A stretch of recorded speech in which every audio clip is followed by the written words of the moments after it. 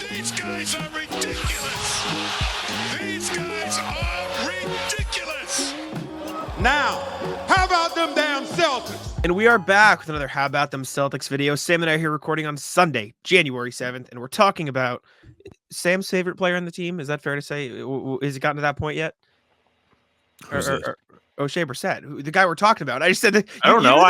We talked about this before the show. You were like, I'm going to pull up the box scores. I was like, do we know what we're going to talk about? And we never really got anywhere. I thought we confirmed we were talking Oshae Brissett. We're talking Oshae Brissett. Okay, we'll talk Oshae Brissett. Well, then, is that your favorite player on the roster? Is what I'm asking. Is it my favorite player on the roster? No. Is it one of the guys I'm the most excited about? Yes. Because I think he does a lot of great things for this team, despite not being a very reliable three-point shooter at all, which sucks when you really want to look forward to the playoffs. Yeah. But at the same time, he's out there making impacts in games, doing everything but that. This is back-to-back games where he has played a decent chunk of time. We're looking at the Jazz in Pacers wins, and he has logged a positive net rating. Now, wasn't exactly hard to log a positive net rating against the Jazz. Yes. And he only had a +1. But I think he did play a little bit in the garbage time there when a few guys had minus net ratings. So that could have something to do with that. But as far as the Pacers win goes, he was a +4. He had 8 points off the bench. He had 9 shots, which is kind of crazy. But 8 boards and 5 of them were offensive. That's just always something you can be like, look how hard that guy tries. I love him. Mm-hmm.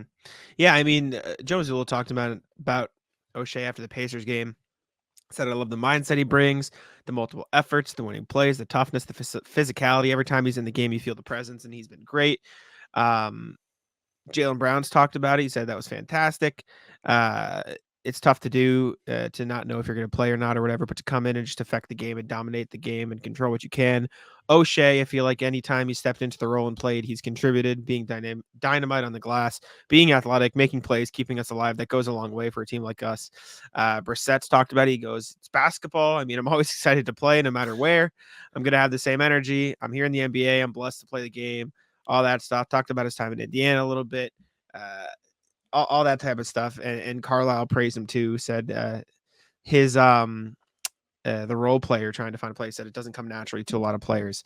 I know whatever situation is with Boston, he'll be ready. He's one of my favorite people that I've had on my teams over the years, just the kind of guy he is. All praise, all love for Oshae. And like Sam mentioned, he's been just rock solid in these last 2 games against the Pacers and the Jazz. He's coming in. He's playing a real role off the bench. We can go over some of the clips. I've got all the stats he's put up in both of the games. So we can start with some of the stuff he's done, if my browser would allow me to move. But it is painful, isn't it? When the it's not great. Not a fun computer time. Just bodies you. It's awful. I don't know why it jumped me to the end of my tabs, but we'll start here. So these are the rebounds from the Pacers game. He finished with, I think, 8 of them. Not 1, 2, 3, 8. 4, 5, 6, 7. Look at me. I got it right. 5 8 rebounds. Yeah, and the rebounds are really what does it for me. I mean, we've talked about it a lot. Joe Mazzulla has emphasized the importance of offensive rebounding. I don't know how this clip got in there because that's just clearly not an Oshae Brissett rebound. But the rebounding has been such a huge part of what the Celtics are trying to do this year. You look at the start of this clip where he starts. Oshae Brissett in the corner. Joe Mazzulla has talked about it a million times. Corner crashing. And that's how they're trying to, he says it's an important part of their defense too, because the more guys you send, I remember the conversation earlier this year. I think it was before a Philly game, because Doc Rivers used to emphasize the importance of getting back on defense because you don't want to give up transition points. And Joe Mazzulla said, I almost think the opposite. We're taking the opposite approach this year because the more guys you throw at the offensive glass, the more guys the opponents are going to have to throw at the offensive glass. And then at best, you get yourself another possession. And at worst, they send 3 guys to combat your guys on the offensive glass, so they won't be able to get out and transition as quickly. And so it's obviously, I mean, pick your poison in that, but it's working. And guys like Oshae Brissett on this play here are making it happen. Look at him standing in the corner waiting for a 3. He knows Hauser's about to get the ball, gets in front of Obi Toppin, pulls down a strong rebound, resets the possession for the Celtics. I mean, he's been everywhere for him this year on the glass. It's been awesome. Even from the beginning. I mean, he made his debut against Miami in the home opener, and he had an entirely impactful performance in that one. And he only really played in the first half. The Celtics came out kind of flat in that game. They didn't really have it. Brissett comes in the game, turns the whole thing around. You can go back and you can look at the interviews after the game. Guys gave credit to him because he was surely due, because he was awesome. He's just making an impact. And he's starting to see more playing time now, and you're seeing it more often. It's not perfect. He's got room to grow. He needs to learn how to knock down threes consistently. Otherwise, he's not going to be a playoff guy. But even with what you're getting right now, he's more than welcome to take the floor in the regular season because he's helping the team win. And you're not really seeing him get taken advantage of too much. I don't think he's being isolated. I don't think he's being left on an island. I think he's making the most of what he's being given. And he's even put together a few nice drives. I agree. This rebound is everything Oshae Brissett brings to the table. Watch this. Luke fighting first, and then he rips it out of Obi Toppin's hand. And I think Tatum I don't know if Tatum makes that shot, but I know Tatum was on fire, so it wouldn't surprise me if he did. Can you just go back to that last clip?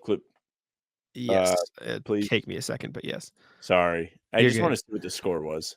So, yeah, this is like a pretty important part of the game. Celtics had just kind of got things back going. They had struggled in the third quarter. They came out in the fourth, played serious ball, and Brissett grabs a crucial offensive rebound to give them extra opportunity to score.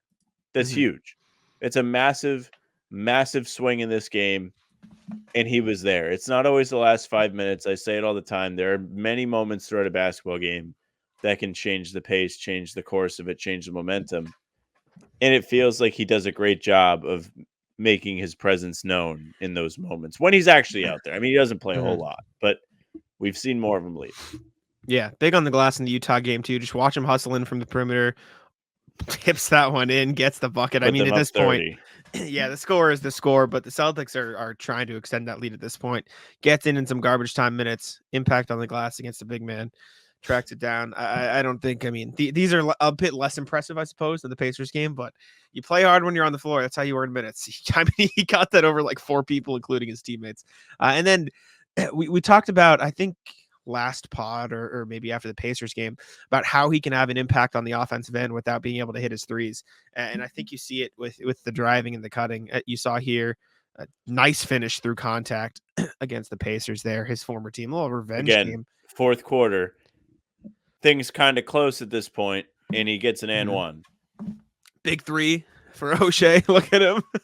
Let him know, Oshae. Let him know. Yeah. Big time.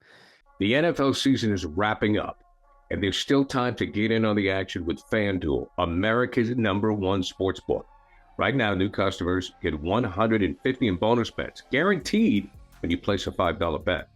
That's $150 in bonus bets, win or lose. Now, the app is so easy to use, and there are so many different ways to bet, like live same-game parlays, find bets in the new Explore tab, make a parlay in the Parlay Hub, the best way to find popular parlays, and more. So visit FanDuel.com/Boston and make your first bet a layup.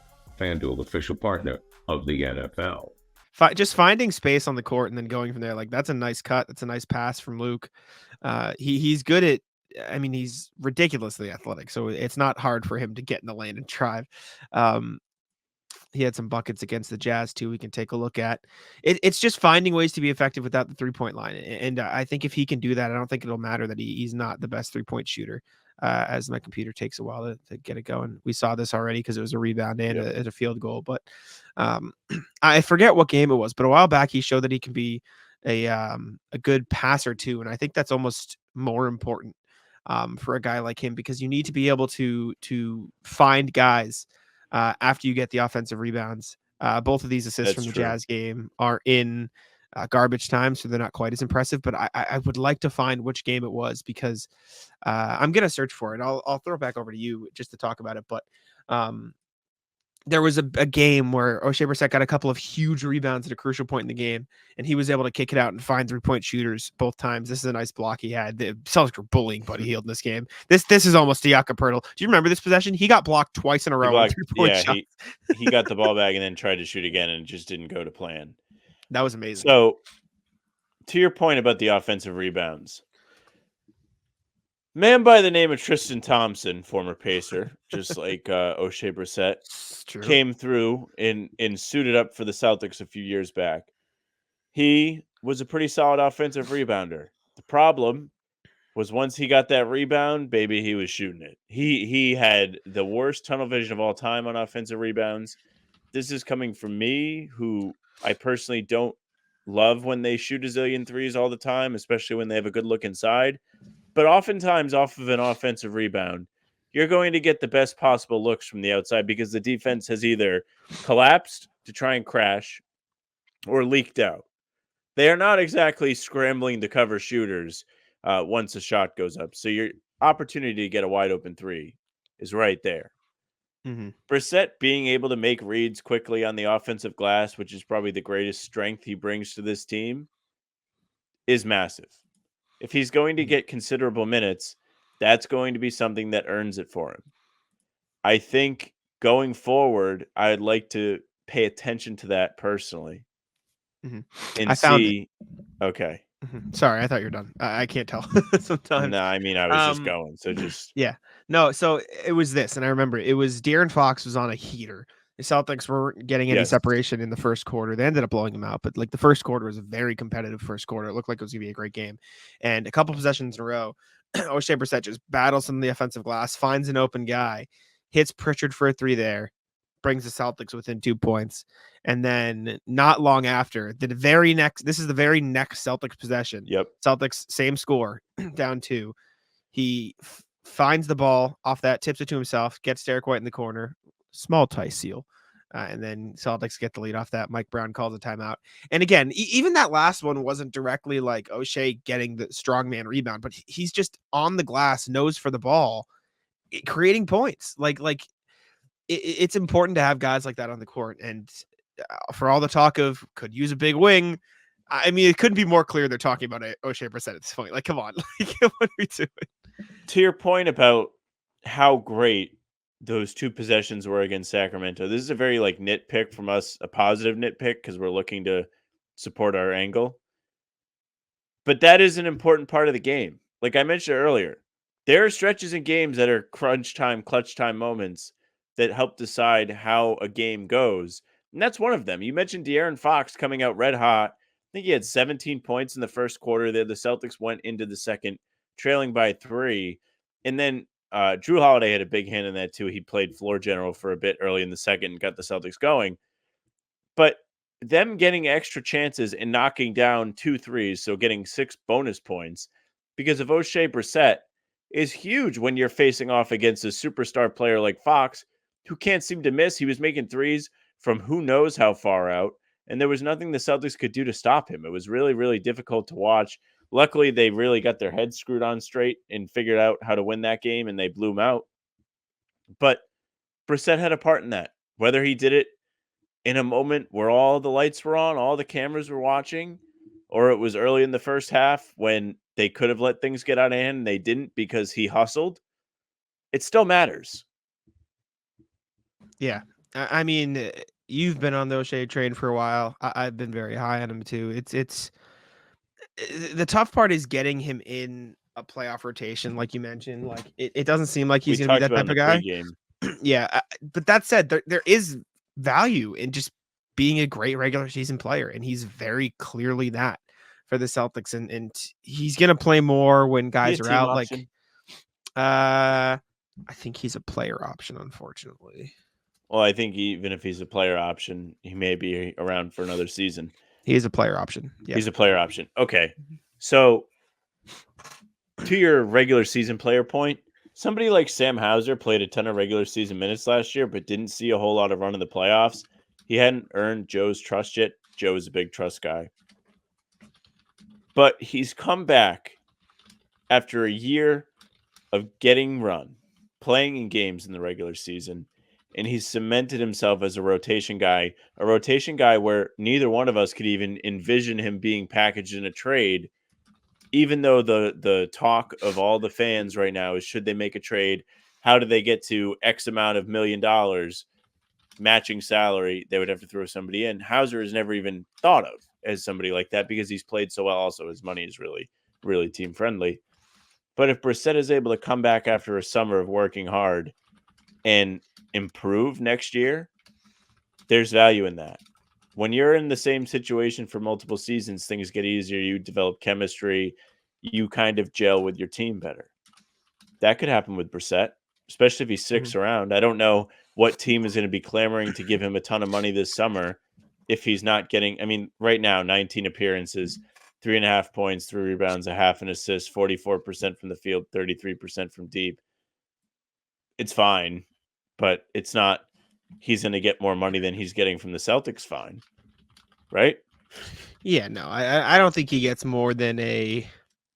I mean, maybe there's a team out there that likes the hustle and they want to offer him a little bit of money, but it wouldn't surprise me if he's back in Boston next year. He seems to like it here. He's always happy on the bench. He's always cheering on his teammates. He's been, making his vlogs, hitting the YouTube channel up with content. Like, I don't know, he seems to like it in Boston. And if he can keep carving out a role, it'll be important. But I think he should get more minutes moving forward. I know we've talked about that on pods in the past. We've talked about it a lot lately, but nice little look at some of the impact plays he's been making. The rebounding's huge for me, and the passing out of the rebounds has been great. But yeah, let us know what y'all think of Oshae Brissett.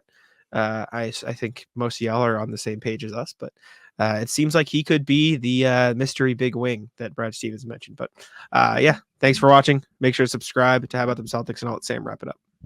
Yeah, thank you very much for listening and watching today. Make sure you subscribe to the YouTube. You can hit the notification bell so you don't miss any more uploads like this, film breakdowns.